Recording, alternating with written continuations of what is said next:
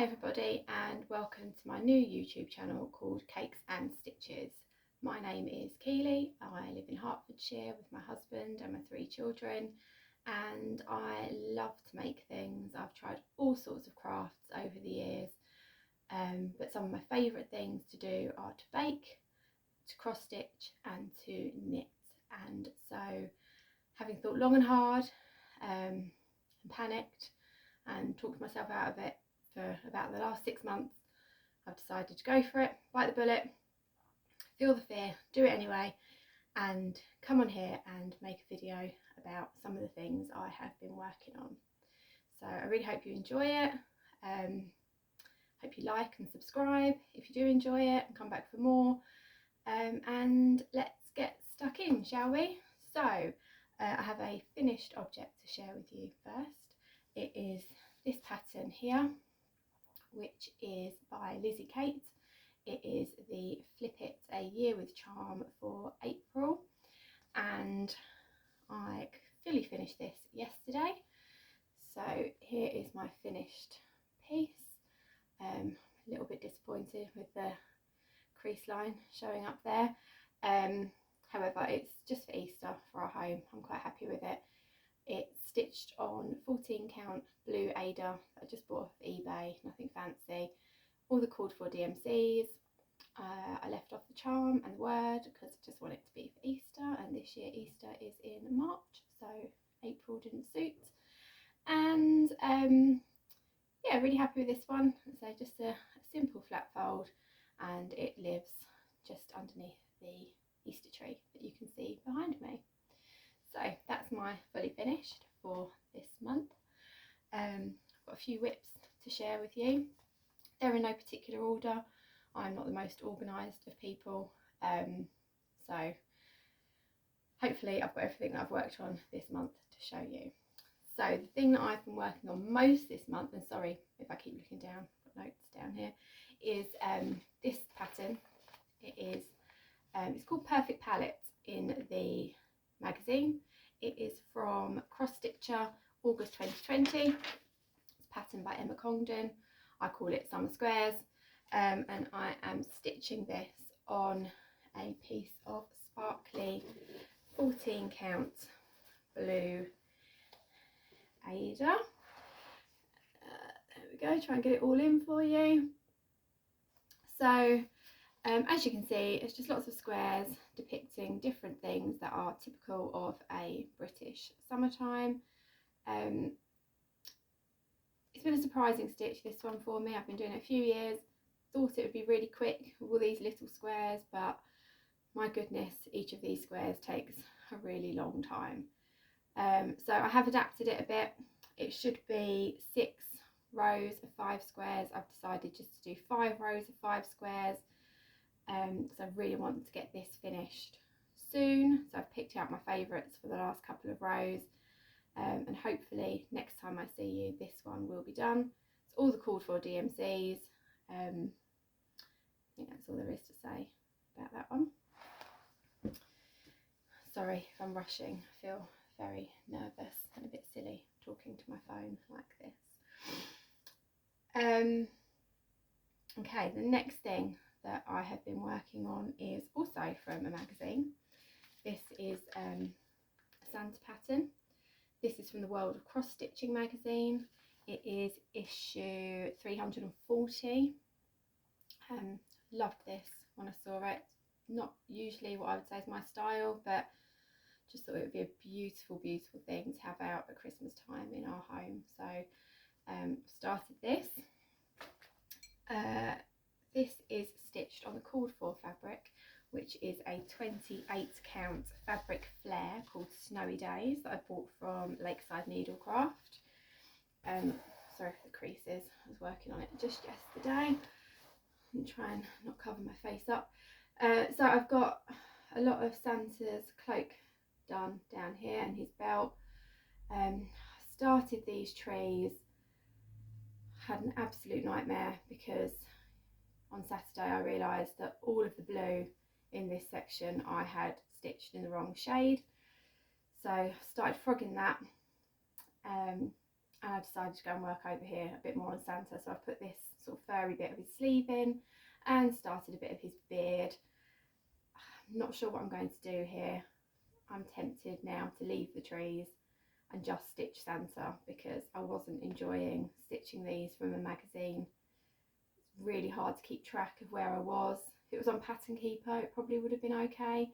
But I think I'm going to focus all my attention now on Santa, and closer to the end of the year, if I want to put the trees in, I will, but I might just take all of this out, I think, and leave him on this beautiful fabric as he is.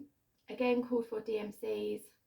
There are some Mill Hill beads to go in this as well, but obviously they will be right near the end. I have got them, but never done beading before, so that will be something new for me, which I'm looking forward to doing.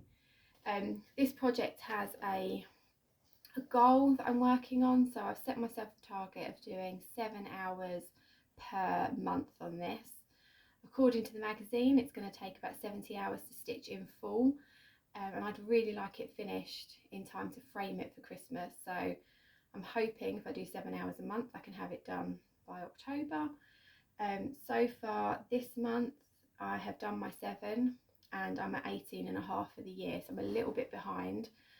So I need to get a bit more work on this before the end of this month to catch up on February, when I missed a bit of time on it. But it's going really well. I'm loving it. I think he looks gorgeous. Really love this one. Okay, I'm going to have a sip of water before I carry on. Okay, so my next piece that I've been working on is a full coverage. This is by Heaven and Earth Designs. It is a quick stitch pattern from Heaven and Earth Designs, although I'm not sure any of their patterns are truly quick stitch for me. It is called Daria. I will hopefully work out how to put a picture on the screen of what this will look like when it's finished, but I am a bit of a technophobe, so we'll see how that goes. This is stitched on 25 count easy count Zweigart. This is with Royal Broderie threads, my first time using those.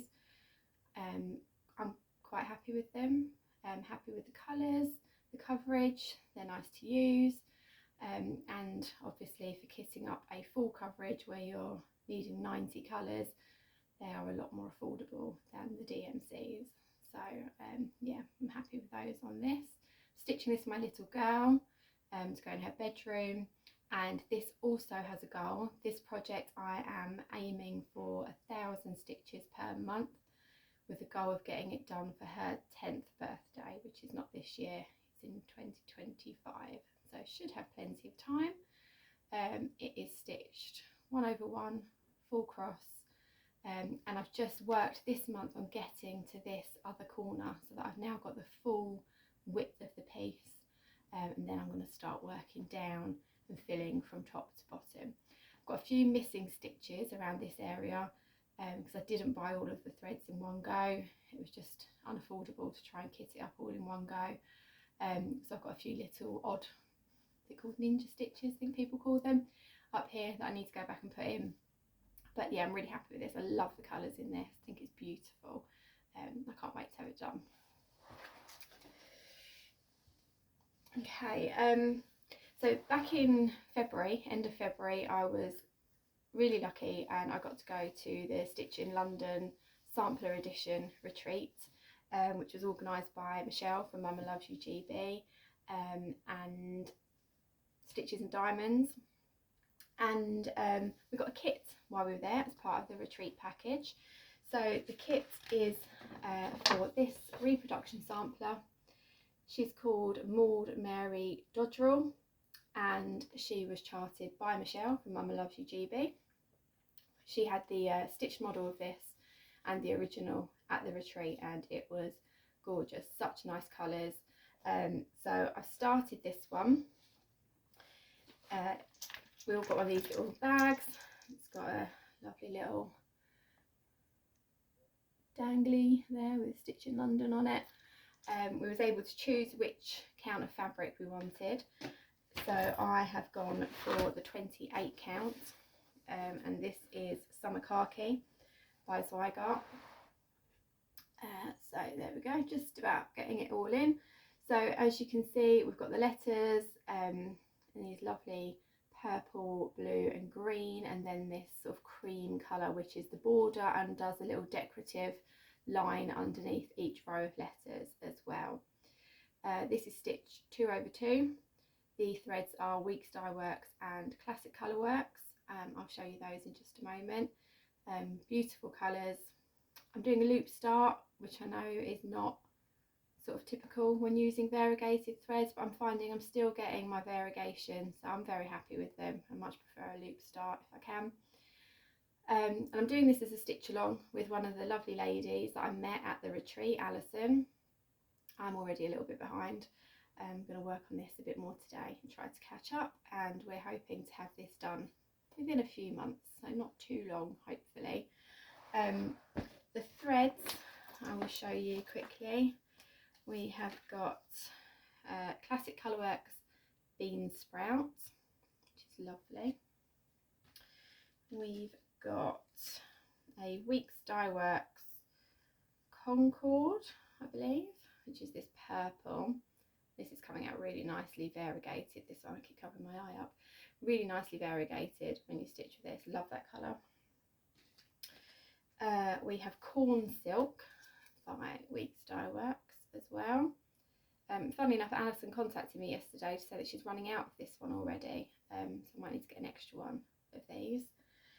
And finally, the blue is Michael's Navy, also from Weeks Dye Works. Another gorgeous colour. Not much variegation in this one, but it's a really lovely colour. So yeah, really enjoying stitching on that. Something new for me, really, a reproduction sampler. I do have another one, which is a sampler that I bought and charted myself, which I'll show you some other time. This is the first one that I've done that someone else has charted, and I'm really enjoying it. Okay, I think that is all of my whips. I feel like I've sped through those at lightning speed. Nerves, obviously. I will slow down, hopefully, as I get used to doing this.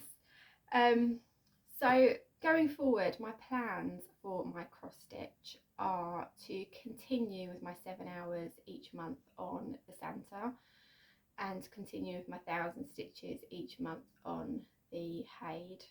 I would like, if possible, to do a little bit more than the 1,000 stitches on that, but we'll see how we go. As long as I do my 1,000, I'll be happy with that. Coming up the month ahead, so in April, I have a new start that I'm planning, which I will show you. So this is the new start that I'm planning to do in April. And this pattern was gifted to me by lovely Yasmin from Yasmin's Made with Love. She stitched the cats for her daughter, and bless her, it was a slog towards the end. She was referring to these as her bloody felines, and I'm calling it my bloody felines as well, because I think it might be a slog for me too. I've decided just to stitch this black flowery cat on his own first. I'm not keen on this separation here between those 3 cats and this one, because they're all so close together. I feel it's a little odd, so I'm going to stitch him as a separate piece, and then once he's done, I'll do these 3 together. They'll be on DMCs, and I think I've got a piece of Ada, 16 count white Ada for this one. So I'm planning to start this on Easter weekend. It's going to be my Easter start. I'm really looking forward to stitching this. I think they're just gorgeous, and the reason Yasmin gave me this pattern is because it's not available on the from the designer anymore. So she very kindly gifted this to me, and when I eventually finish it, I will pass it on to someone else too. So that will be my new start soon. I'm also joining in with Lindsay from Blushing Pink Stitches Stitch Along for April, which is All the Kits April, I believe.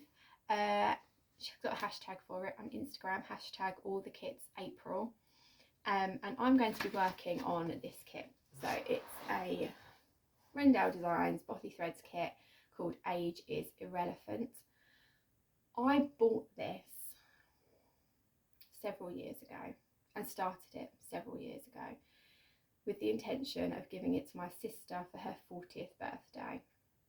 My sister's going to be 42 in June, and it's not even close to halfway, so it really, really needs some love. My sister loves elephants, and I would love to give this to her. I know she would be thrilled with it. So I'm going to get some work on this done in April for that stitch along, and really try and at least get a quarter of it done, so I feel like I'm on the way to getting somewhere with it. That's the plan. So this is the kit, all the kit materials, nothing different there. So that is my other plan for April. So hopefully I'll focus on those 4 projects. I will be doing a little bit of mould as well to keep up with my stitch along for that. So lots to keep me busy in April. So the other craft that I really enjoy, and probably the one that until maybe 12 months ago was my main love, is knitting. I've been doing a little bit less of it lately and more cross stitch, but I am still knitting pretty much every day for a while. So I am going to share some knitting projects on this channel too. I'm only going to share one today. So if you're not interested in the knitting, then thank you for watching so far, and I hope you come back. If you're staying, my knitting project is this here. It is in this lovely bag by Amelia X Joy on Etsy. She makes really lovely bags, such good quality and really affordable as well. Loads of different fabrics. It's in a Christmas bag because I'm using my Christmas Advent yarn, and it's going to stay in that Christmas bag as well. So this project is a scarf that I'm knitting for my little girl. Just untangle it. So I'm going to have to roll it up for you to see. So we're on some blues at the moment, down into some purples and some pinks, and the pinks fade down into a nice peachy colour, into some oranges, and then down into these lovely bright yellows at the bottom. So this is gorgeous. I love working on this, so simple. The colour changes keep it interesting and really making me want to knit on it plenty. On the 13th colour now of my advent calendar, so I'm just over halfway. It is knit on ChowGoo 3.5mm fixed circulars, and really lovely needle. It's got a really nice firm cable, doesn't twist and get annoying. I have these stoppers on the end because this project has been a little unfortunate, and it got taken off the needles and cast back on 3 times because it kept getting damaged by the kids.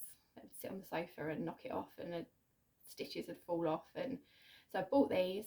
They're Mickey Mouse ones because we are going to Disney later this year, so I'm currently in a buy everything Disney phase. Got them from Knif Knits on Etsy. She's got some lovely stoppers. I've got a few from her.